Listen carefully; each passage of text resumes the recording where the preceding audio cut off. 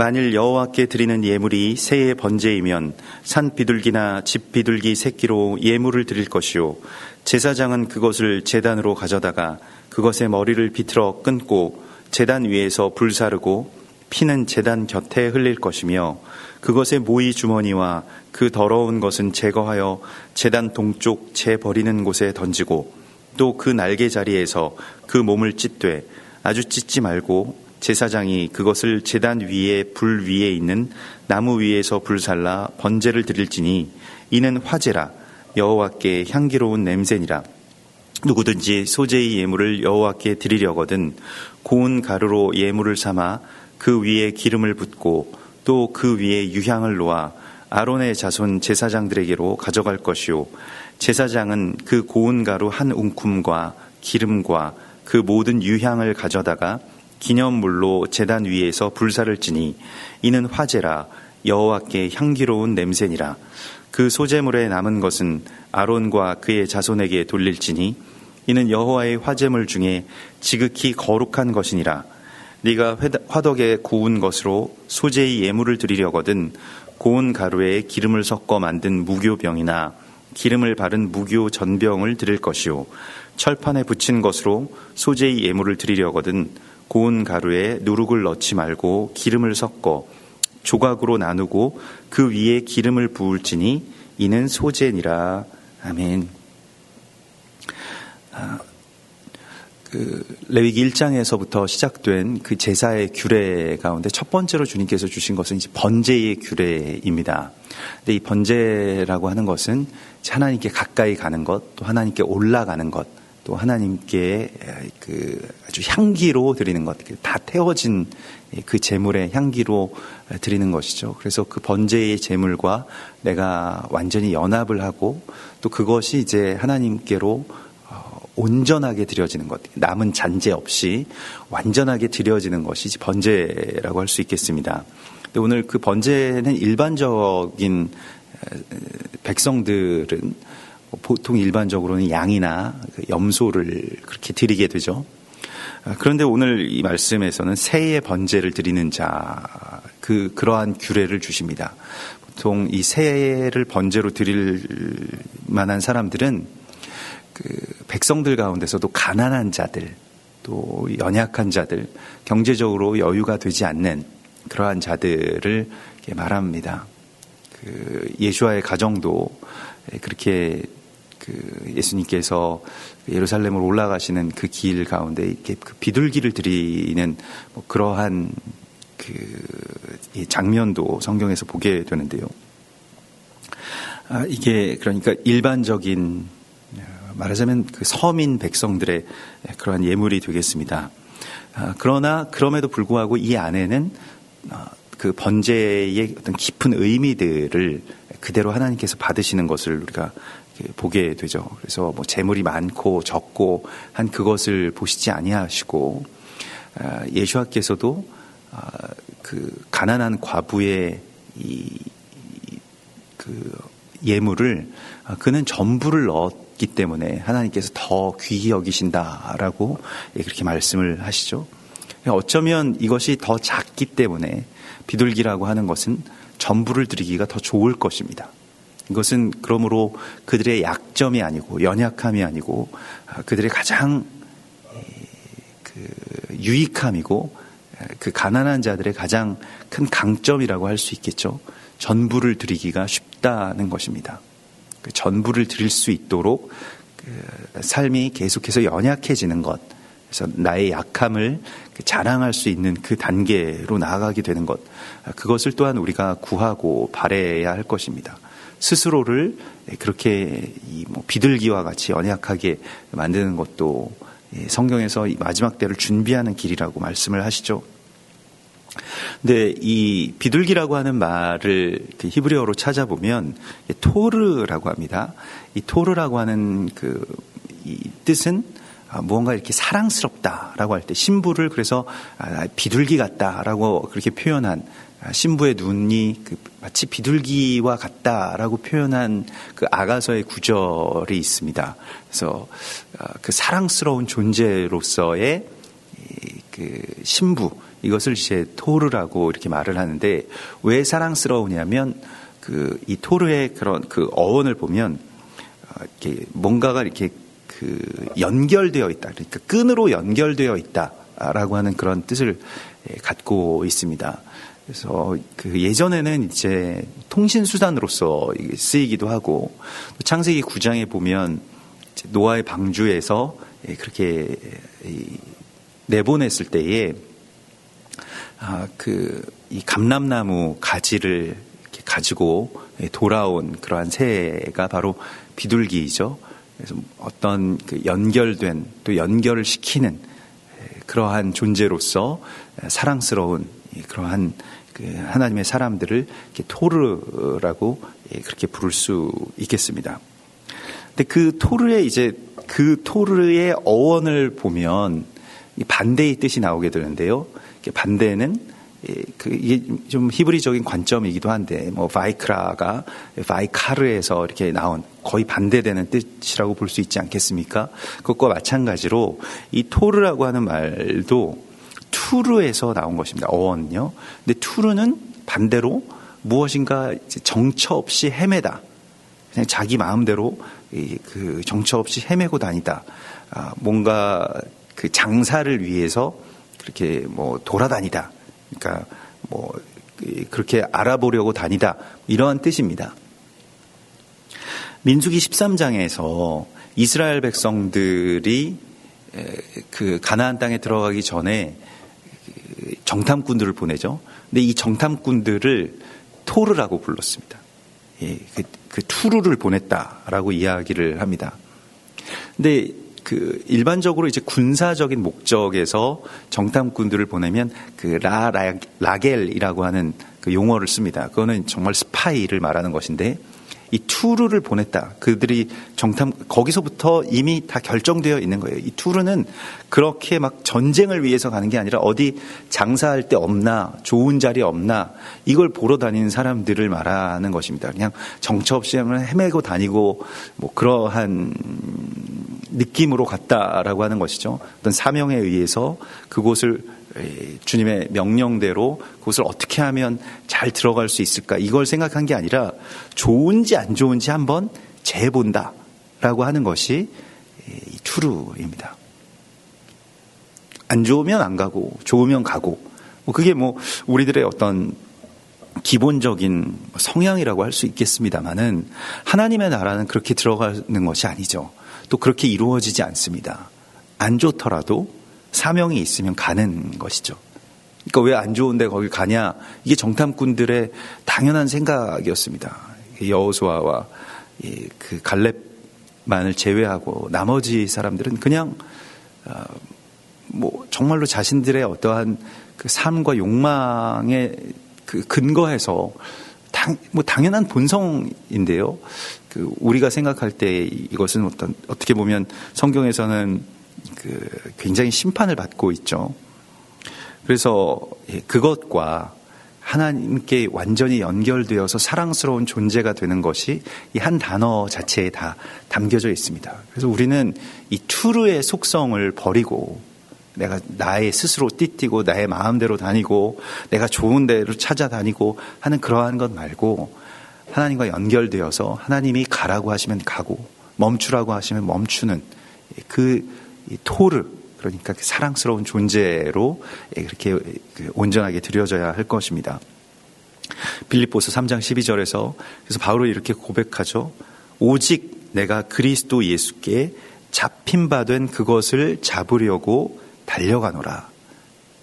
주님께 잡힌 바 된 그것, 주님과 연결되어 있는 것, 주님의 삶을 계승하는 것, 이것이 바로 토르의 삶을 하나님께서 드리는 것이고, 그것을 우리가 그것을 받기 위해서 나아가라고 주님이 말씀을 하시고 있습니다. 그리고 그것의 머리를 비틀어 끊고 제단 위에서 불사르라. 그래서 특별히 새해 번제에서 요구되는 것은 이제 머리를 드리는 것이죠. 이렇게 이 장면을 상상해 보면 이제 일반적인 어떤 그런 동물의 제사, 그냥 동물을 죽이는 방식이구나라고 생각을 할 수도 있겠습니다만은, 머리가 비틀어져서 끊어지는 것, 그것이 이제 우리가 몸으로서의 정체성을 갖게 되고 머리를 붙드는, 그래서 머리를 붙든다라고 하는 것은 계속해서 인정하는 것이죠. 그 머리이신 예수아를. 내가 생각이 이러한데 이 생각도 이 마음도 하나님의 것인지를 계속해서 묻는 것이죠. 만약에 내 생각이라면 정말 비틀어서 끊어지게 해달라고 우리가 기도해야 됩니다. 그래서 그것을 계속 감찰하려면 결국에는 성령께서 우리의 기도 안에서 역사하셔야 되는데요. 내 안에서 역사하셔야만 내 머리가 계속 비틀어져서 끊어지게 되는 것이죠. 그런데 보통 우리가 잘 이런 기도를 하지 않는 것 같아요. 그러니까 나의 머리와 나의 생각과 나의 감정이 있는 것들이 그냥 그대로 남아있는 경우가 굉장히 많이 있죠. 또 16절에서 그것의 모이 주머니와 그 더러운 것은 제거하여 제단 동쪽 재버리는 곳에 던지라. 그래서 완전히 제거해야 될 그것에서 그 이제 번제단 위에 올려지지 못하는 것들이 있습니다. 모이 주머니와 더러운 것이라고 이렇게 표현된 그 부위들입니다. 모이 주머니는 이 무르아라고 하는 단어를 쓰는데요. 그것은 무엇인가 현저하게 보이다라고 하는 그런 뜻입니다. 그 현저하게 보이다라고 하는 것이 무엇이냐면 보통 일반적으로는 돈 주머니를 그렇게 뜻합니다. 그리고 자신의 어떤 그 소유물, 자신의 수확물 이러한 것을 뜻하게 됩니다. 이게 현저하다. 그러니까 아주 가장 그 사람을 볼 때 가장 잘 보이는 것, 그것이 바로 모이 주머니라고 할 수 있겠습니다. 돈이 많은지 적은지, 뭐 얼마짜리 차를 타는지, 뭐 어떤 집에 사는지, 뭐 이러한 것들이죠. 근데 이것을 다 버리고, 그리고 더러운 것을 제거해 버리라. 여기서 더러운 것이라고 표현된 것이 노자라고 하는데, 이거는 그 새의 날개, 주로 이제 깃털들을 이렇게 말한다고 합니다. 그러니까 이 날개라고 하는 것은 그 자신의 어떤 뜻에 따라서 이렇게 올라가는 어떤 그런 도구가 되죠. 이사야서 6장에 보면 그 스랍들, 곧 천사들이 날개가 6개가 있는데 그 6개의 날개 가운데서 두 날개로는 자신의 얼굴을 가리고 또 두 날개로는 자신들의 발을 가리고 있는 모습을 보게 됩니다. 그리고 나머지 두 날개로 이제 날고 있는 모습을 보게 되는데요. 날개라고 하는 것을 무엇인가 우리가 예전에 이카루스 신화처럼 자기가 높아지기 위해서 나는 어떤 도구로 사용하지 아니하고 그것을 자신의 얼굴을 가리는 그 겸손으로 또 자신의 발을 가리는 그것이 회개죠. 그것으로 나아가는 것, 그것이 바로 이 더러운 것을 드린다라고 하는 그런 표현이 되겠습니다. 그래서 우리가 갖고 있는 기본적인 원죄에서부터 근거한 이 상승의 욕구라고 하는 것, 하나님처럼 되고 싶은, 그래서 심판하고 정죄하고 판단하고 그리고 내가 높아져서 교만해져서 마침내 하나님처럼 되려고 하는 생각, 그것이 결국에는 이제 우리의 사람의 생애와 또 역사 가운데 계속되는 어떤 그런 그 범죄이죠. 근데 이것을 끊어서 하나님께 드리고, 나는 이제 내 날개로 날지 않겠습니다. 그죠? 나는 나의 얼굴과 나의 발을 다 가리고 주님과 온전하게 연합하기를 원합니다. 라고 하는 것이죠. 그래서 자기의 가장 현저한 성취인 이 모이 주머니라고 불리우는 이것을 나의 안에서 가리고, 그래서 예수님께서는 제자가 되는 길을 마치 이렇게 표현을 하셨죠. 이 전대를 매지 말고 또 손에 지팡이를 들지 말고, 그래서 무언가 전대도 있고 손에 지팡이도 있으면 더 효과적으로 또 더 멀리 더 잘 할 수 있을 것 같은데 이거 다 끊어버리라는 것입니다. 새에게 있어서 이 모이 주머니와 날개를 제거해버린 그 새라고 하는 그 몸통만 남은 그 새를 제단 위에 온전하게 드릴 수 있고, 우리는 이렇게 될 때에만 하나님 앞에 드려질 수 있다라고 주님이 말씀을 하시고 있는 것이죠.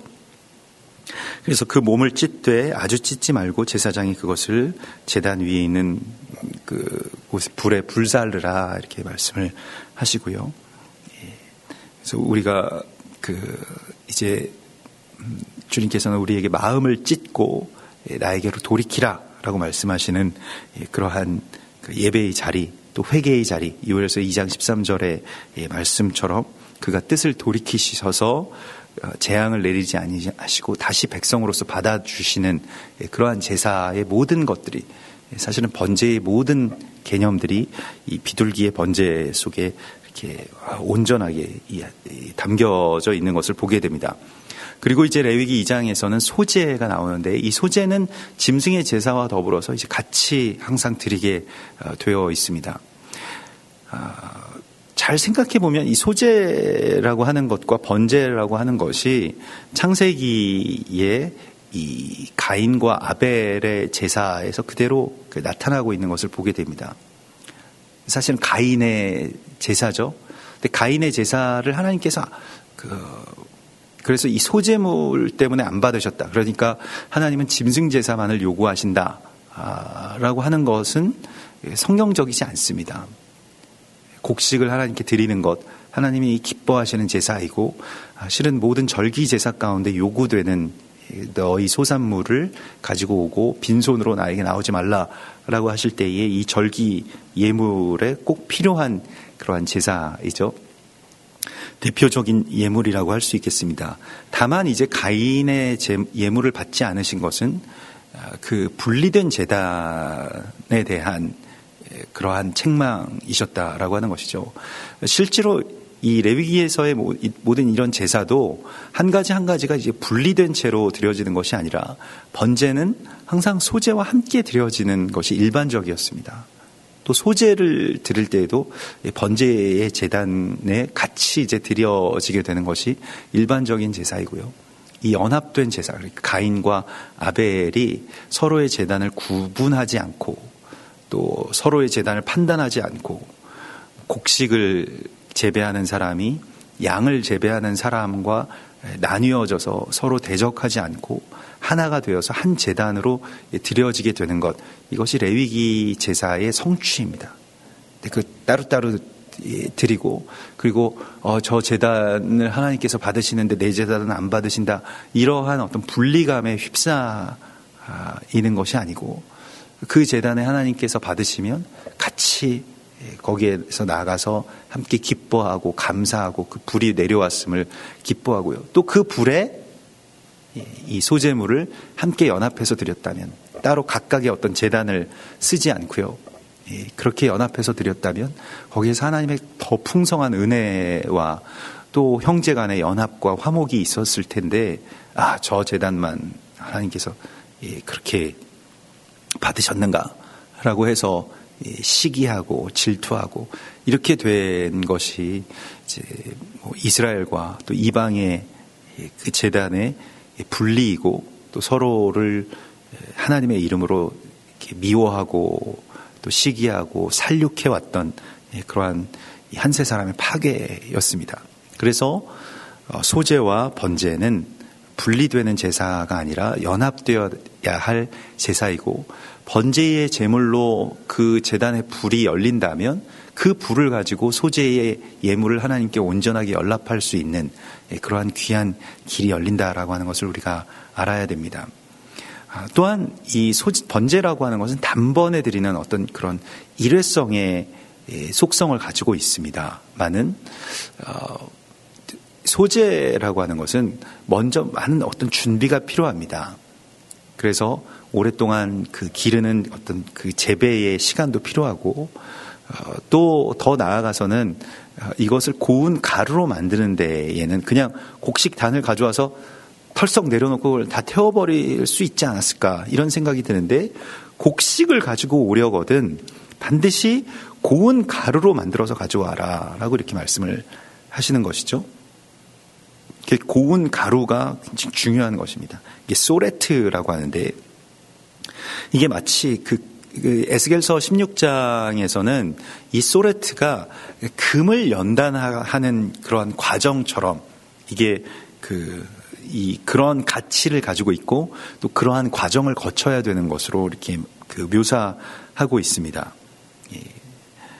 그래서 이것은 이제 오랜 시간 동안 파쇄되고 또 걸러지고 파쇄되고 걸러지는 것을 반복해야만 이게 고운 가루가 나오는 것이죠.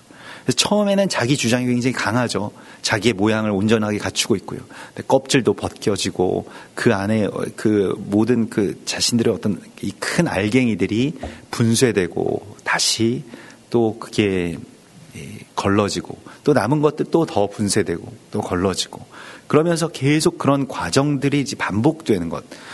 흔히 우리에게 있어서는 이것을 성화라고도 할 수 있을 것입니다. 우리가 구원을 받은 이후에 계속해서 어떻게 보면 공동체 안에서 또 가족 간에 또 교회 안에서 계속 자기가 이렇게 분쇄되고 파쇄되고 걸러지는 과정들을 거치게 되는 것이죠. 그래서 자신의 어떤 모난 부분들, 자신의 큰 부분들이 또 작아지고 또 연약해지고 또 가장 고운 가루가 되었을 때 마치 이렇게 흔들면 소리가 나지 않는 그러한 것처럼 결국 어떤 자기의 주장이 아니라 자기의 모든 것들이 다 이제 이전의 속성들이 다 가장 작은 것들로 변화되었을 때 그때에 주님의 기름 부으심과 또한 그 기도의 이 유향이라고 하는 것은 이 향기 이 레보나라고 하는데 이것도 다 그 소멸된 또 이게 마치 뭐라고 하나요? 그 불 가운데서 재물의 어떤 불쾌한 냄새들을 가려주는 향기인데 이게 하얗게 되다. 이게 라반에서 나온 것인데요. 레보나는 그러니까 완전히 하얗게 되는 그러한 속성을 가지고 있고 온전한 속죄 또 완전한 자기 부정 이것이 이 유향이라고 하는 것에 감춰져 있습니다. 그리고 기도라고 하는 것은 결국에 무엇이냐면 그 자기 부정의 길 가운데로 계속 가게 되는 것이죠. 자기 간구에서 그러니까 자기의 어떤 주장이나 생각이나 이런 것들이 점점 약화되고 이제 하나님의 뜻으로 이제 빚어지게 되는 그 향기 어떤 물체의 향기라고 하는 것은 그 전체의 속성을 그대로 드러내는 것입니다. 그게 마치 얘는 어떤 것이구나. 우리가 어떤 물체를 감지할 때 물론 시각적으로 감지하는 것도 있지만 이런 가루라고 한다면 좋은 향기가 난다면 이건 먹을 만한 것이겠구나. 좋은 것이겠구나라고 생각을 하고 가까이 두어도 괜찮은 것 아니면 피해야 되는 것 이게 금세 이제 결정이 되죠. 그 정체성을 숨기지 못하고 가장 전체를 이렇게 나타내는 것이라고 할 수 있겠습니다. 그리고 그 위에 기름을 붓고 이 기름이 이제 이 가루들, 각각의 가루들을 뭉쳐주고 또 하나가 되게 하고 또 빚어주게 되는 것이죠. 하나님의 뜻이고 성령을 의미하는 것입니다. 그래서 이것으로 기념물로 제단 위에서 불사를 지니 여기서도 기념물이라고 하는 이 아즈카라라고 하는 말인데요. 이게 그 자카르에서 나온 말이고 항상 성경에서 무엇인가가 기념이 된다라고 하는 것은 그 예수와를 담는다. 또 그의 삶으로 들어간다라고 하는 뜻을 이렇게 의미합니다. 그래서 우리가 고운 가루가 되어서 기도와 성령으로 이렇게 잘 빚어져서 주님을 닮은 또 예수와와 같은 임마누엘의 통로가 되는 것 이것이 바로 소제라고 할 수 있겠습니다. 이것이 주님께서 가장 기뻐하시는 것이고 구원을 통해서 우리가 번제라고 하는 이 단번의 제사, 짐승 제사는 예수와께서 다 이루셨습니다. 그렇죠. 그래서 우리가 다시는 짐승 제사를 드릴 필요가 없고 우리 구원받은 우리들이 또 어떤 구원의 예식 가운데로 나아갈 필요가 없죠. 다만 우리에게 있어서 그러면 우리의 자신을 소멸해서 드리고 또 그리고 우리가 계속해서 그 고운 가루까지 이렇게 분쇄되고 파쇄되어서 이렇게 온전하게 드려지는 그 제사의 연합 그것을 하나님께서 번제와 소제를 통해서 우리 가운데 보여주시고 있습니다. 그래서 그 소제에는 이제 특별히 요구되는 것이 한 가지가 더 있죠. 그것은 누룩을 제거하라라고 하는 것입니다. 다 무교병을 드리게 되는데요. 아주 특별한 경우에는 이제 누룩이 첨가된 그러한 그 제물을 드릴 때가 있습니다. 이렇게 오순절에 그 떡 2덩이를 드릴 때는 누룩이 첨가되어 있는데요. 그때는 또 다른 의미를 갖고 있겠습니다만은 일반적으로 이 누룩이라고 하는 것은 자신을 부풀리게 하고 또한 일종의 이제 누룩이라고 하는 것은 균이죠. 보이지 않는 균. 아주 작은 균이죠. 이것을 제거하라는 것입니다. 자신을 부풀리게 하는 그 보이지 않는 그 균을 제거하라라고 하는 것이죠. 본질에서 떠나게 하는 것들. 그래서 하나님의 복음, 그리스도 예수와 말씀, 이러한 본질에서 떠나게 하는 그 누룩을 제거하는 것, 이것은 참 또 어려운 일입니다. 왜냐하면 정말 그 안에서 완전히 뭐 어디에 섞여 있는지를 알지 못한다라고 하는 것이죠. 이 가루의 단계에서 뭐 누룩이나 아니면 밀가루나 보면 그걸 잘 알지 못합니다. 그래서 그것을 이 누룩을 제거하기 위해서는 그 이전의 단계들이 필요하고요. 그것을 성경에서는 이제 경건이라고 말을 할 수 있겠습니다. 이미 그 이전에 분리가 되어 있어야 되고요. 이미 그 이전 단계부터 그것을 제거하기 위한 노력들이 있어야 되는 것이죠. 너희는 누룩이 없는 자인데, 고린도전서 5장 7절의 말씀입니다. 새 덩어리가 되기 위하여 묵은 누룩을 내버리라. 이 6월절을 준비하면서 묵은 누룩들을 내버리는 그 가정의 그런 모습들을 보게 되는데요. 이스라엘 사람들은 지금도 그렇게 하고 있죠. 그래서 묵은 누룩이라고 하는 것을 아주 굉장히 심각하게 또 굉장히 예민하게 받아들이는데 그래서 웬만한 집에 있는 좀 오래된 것들은 다 내버린다. 이 묵은 것이라고도 생각을 한다는 것입니다. 이 누룩이라고 하는 것을 단순히 그냥 그 이스트만을 뜻하는 게 아니라 좀 오래돼서 뭔가 이렇게 곰팡이가 있고 뭔가 이렇게 먼지가 쌓이고 이런 것들을 그냥 다 내버리는 것이죠. 그러한 과정을 1년에 한 차례씩 계속 겪는다는 것입니다. 그 집안을 완전히 한번 뒤집는 것이죠.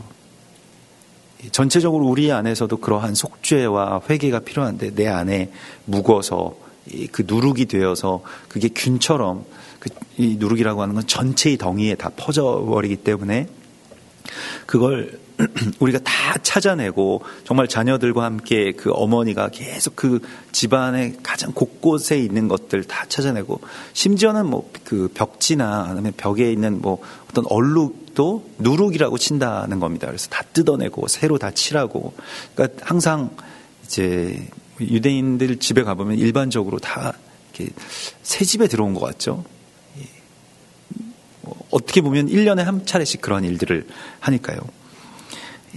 영적으로도 이러한 그 처소의 정비 또한 자신의 그 정결함을 넘어서서 완전히 나의 속성을 이런 한 가루가 지배할 수 있다라고 하는 것에 대한 경계가 우리의 삶 가운데서도 필요한 것이죠. 그리고 나도 알지 못했던 내 안에 완전하게 이 누룩처럼 퍼져버렸다. 이게 마치 그런 암이라고 하는 것도 어떤 세포와 같은 작은 그런 것이 온 몸에 다 퍼져버리게 되는 것처럼 이러한 누룩도 그러한 암적인 그 작은 존재에서부터 이제 계속 증식을 해 나가게 되는 것이죠.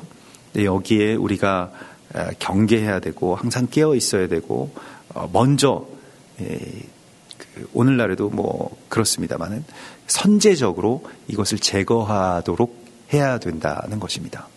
찾아내야 되고요. 계속 이것에 대해서 경계하고 있어야 되고요. 깨어 있어야지만이 이것을 찾아낼 수 있고 또 하나님께 드려지는 온전한 존재가 될 수 있다라고 말씀을 하고 있습니다.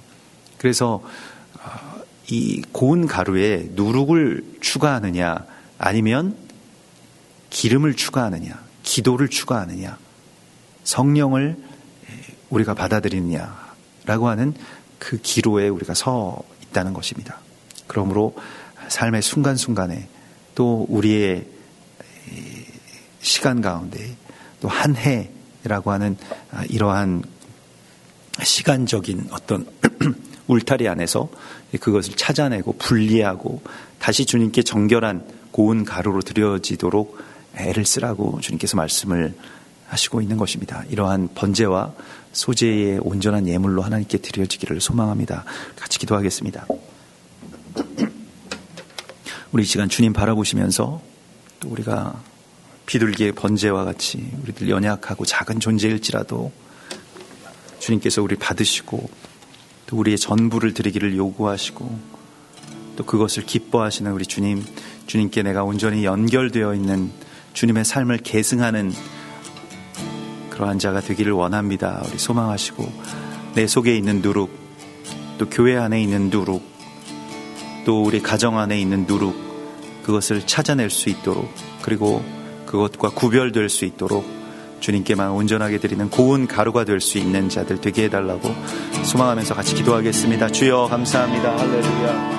주여 찬송합니다.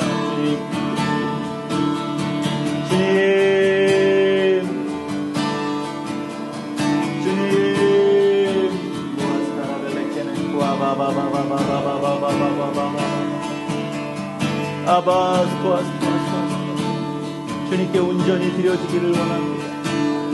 주여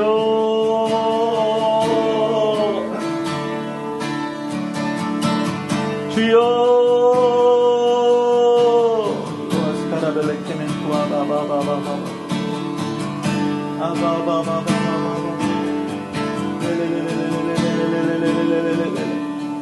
주여 받으소서, 새롭게 하소서.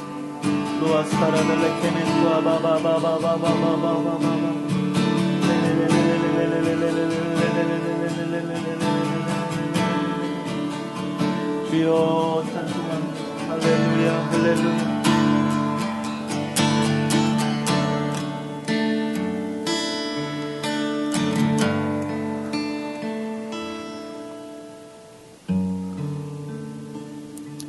주님 감사합니다. 우리들 참으로 주님께 드려지는 온전한 번제물이 되게 하시고 또 정결한 소제물이 되게 하여 주셔서 주님의 향기로 우리를 물들여 주시고 또 주님의 성령으로 우리를 빚어 주시옵소서.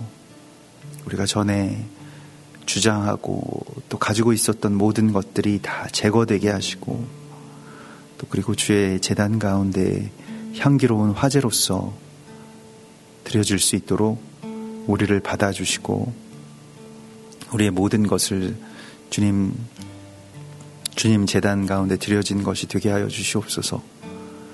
내 안에 있는 누룩들을 깨닫고 제거할 수 있는 그러한 정결함의 눈을 열어주시고 또 주님께서만이 또 주님의 성령으로만 우리가 다시 새로운 모양으로 빚어지게 하시고 또 드려지게 하여 주시옵소서. 우리들 이와 같이 주님께 드리는 온전한 예물로 서게 하시고 또 분리된 제단이 가인과 아벨의 제단과 같이 되지 않게 하시고 또 서로 연합되어서 또 하나님께 드려지는 거룩한 제단의 연합을 또 한 세 사람의 그 귀한 연합을 우리 가운데 허락하여 주시옵소서. 감사드리며 거룩하신 예수와 메시아의 이름으로 기도드리옵나이다. 아멘. 하늘에 계신 우리 아버지시여, 이름이 거룩히 여김을 받으시오며 나라의 임하옵시며 뜻이 하늘에서 이룬 것 같이 땅에서도 이루어지이다. 오늘날 우리에게 일용할 양식을 주옵시고 우리가 우리에게 죄 지은 자를 사하여 준 것 같이 우리 죄를 사하여 주옵시고 우리를 시험에 들게 하지 마옵시고 다만 악에서 구하옵소서. 대개 나라와 권세와 영광이 아버지께 영원히 있사옵나이다.